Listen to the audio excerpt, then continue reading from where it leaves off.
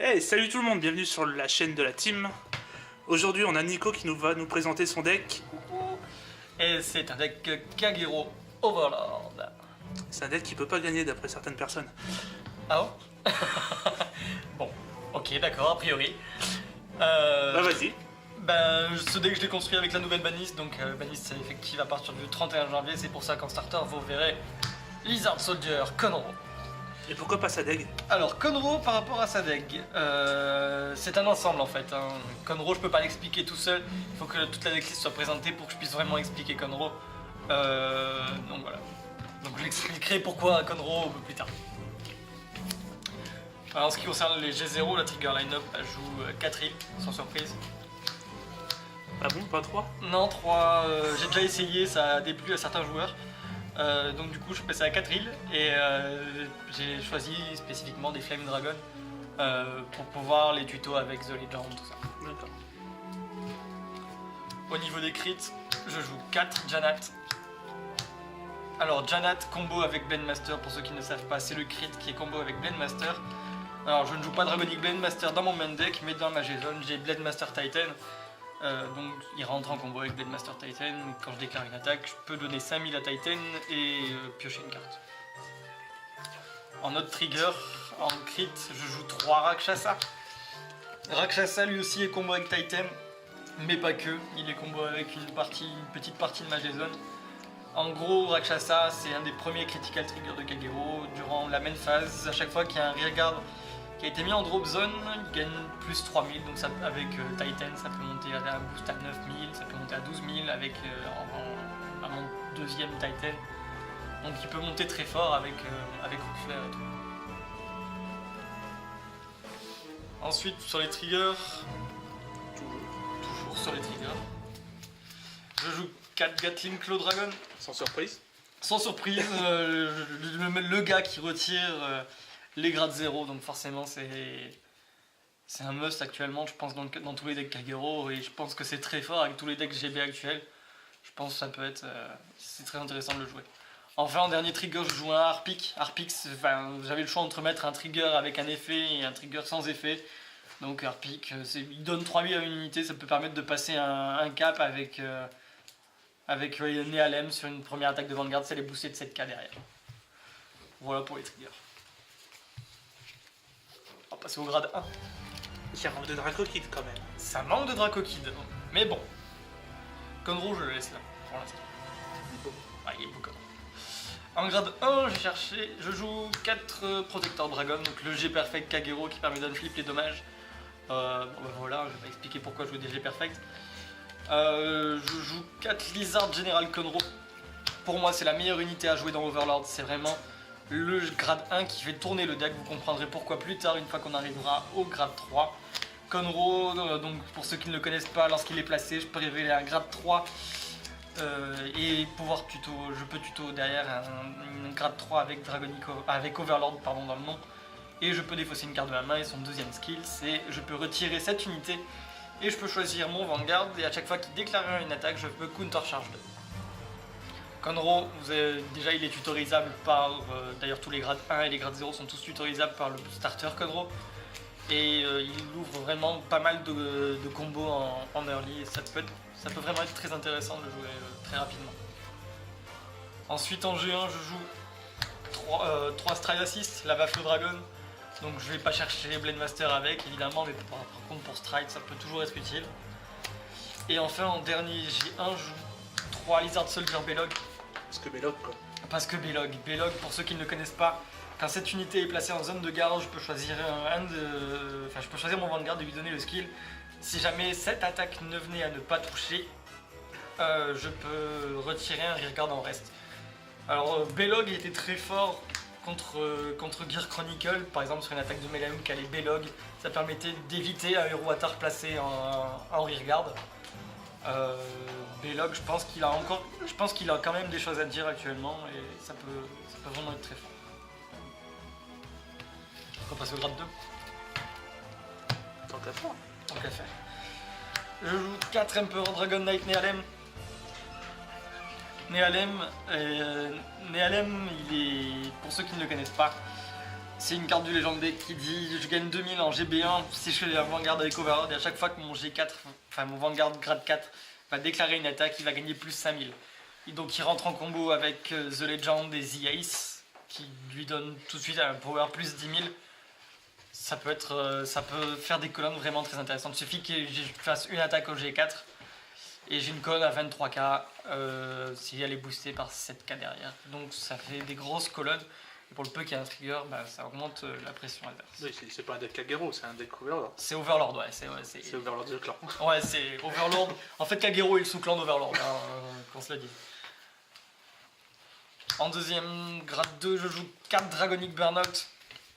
Burnout, il est là aussi pour mes rushs en early. Donc avec Conro, tout simplement, j'ai qu'à utiliser le skill du petit Conro pour aller chercher le gros Conro. Conro, faire le skill, révéler un Overlord et pouvoir tuto celui que je veux actuellement, enfin que je veux en premier Vanguard pouvoir nourrir ma drop zone en Overlord et ainsi utiliser le skill de Burnout pour pouvoir retirer un rearguard adverse. C'est une autre alternative à Gatling Claw, si jamais je n'ai pas touché Gatling Claw, Dragonic Burnout peut aussi retirer le starter, ce qui est aussi très intéressant. Et enfin en dernier G2, je joue 2 Dragonic Neoflame. Alors Neoflame, son skill, je ne m'en sers quasiment jamais. Tant que si je peux le rider, je le ride sans souci. C'est au cas où. C'est juste au cas où, si jamais j'ai besoin de retirer un petit peu plus que prévu. Neoflame, le tour où il est placé en rearguard, et qu'il y a un rearguard qui a été retiré dans la même colonne que Neoflame, je peux faire un counter blast de 1 et retirer un autre rearguard de la même colonne. Donc voilà. C'est tout ce que je joue en grade 2, je joue que 10 grades 2. Au niveau des grades 3, j'ai envie de créer la surprise. Alors je vois déjà les gens dire bouh, c'est quoi ça? Alors je joue 2 Dragonic Overlord The Cross.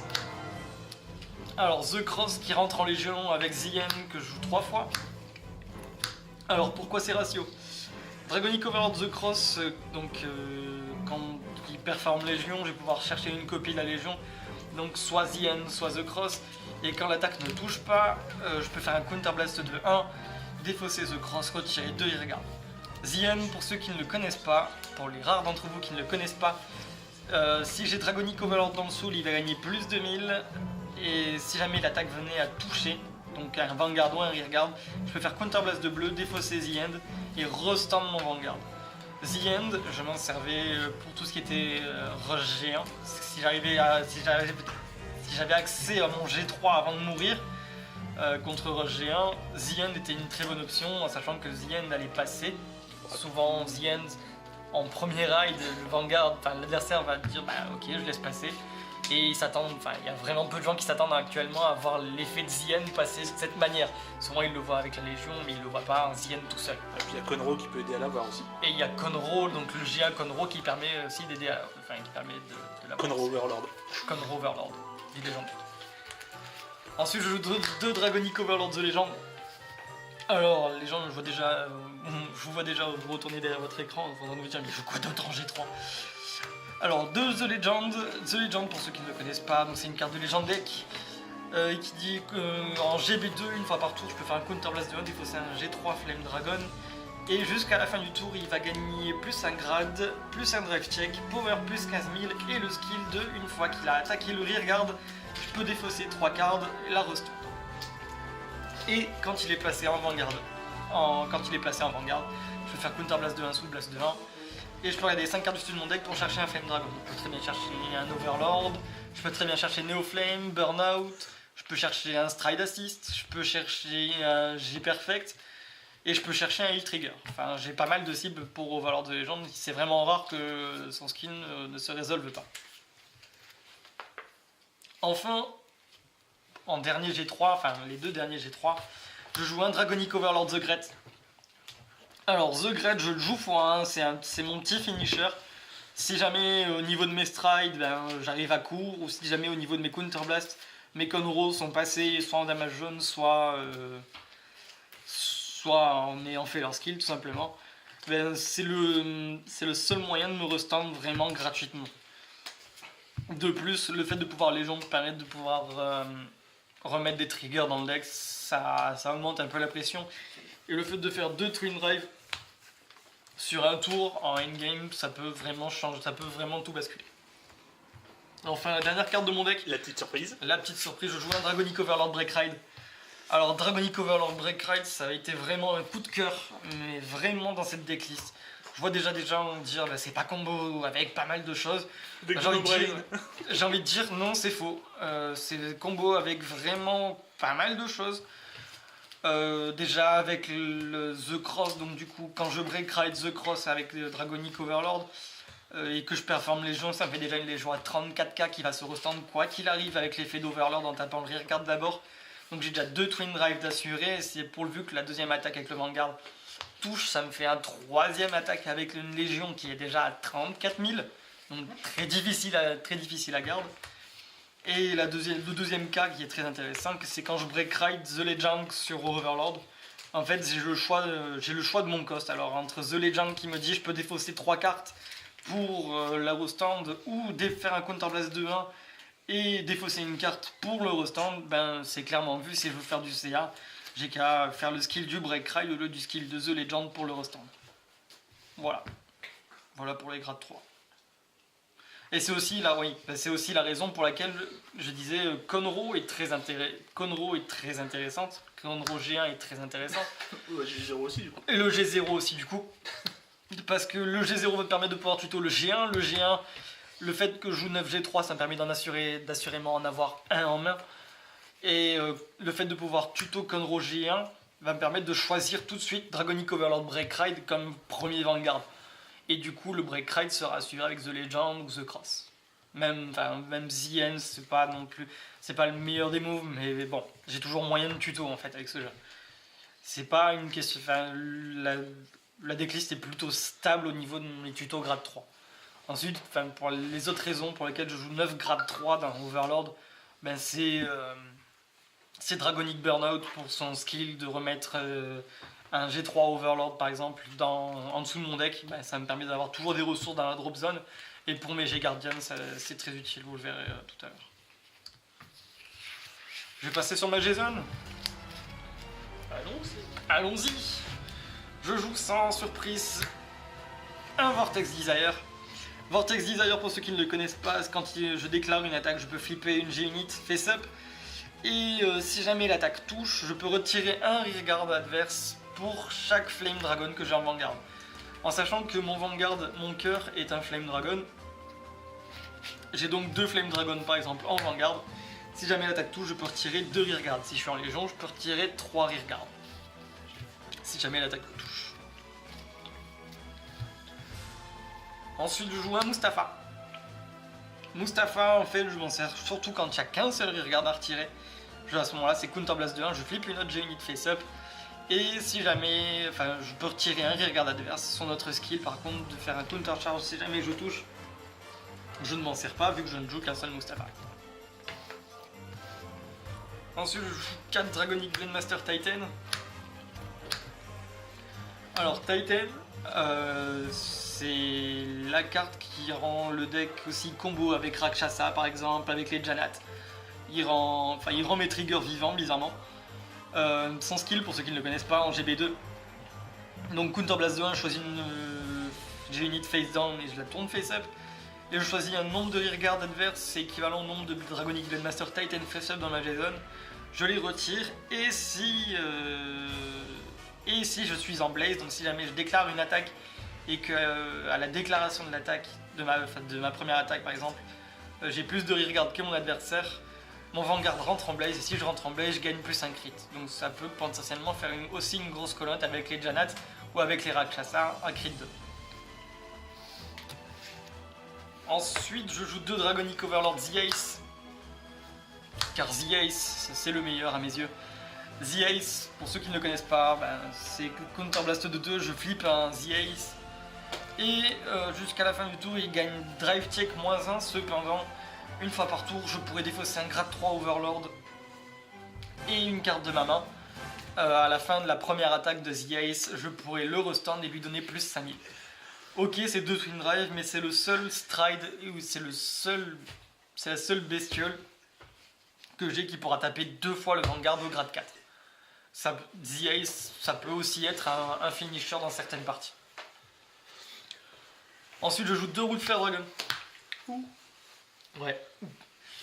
Route Flare Dragon, je peux donc Route Flare Dragon de la GBT01, il me dit je peux flipper un autre Route Flare Dragon.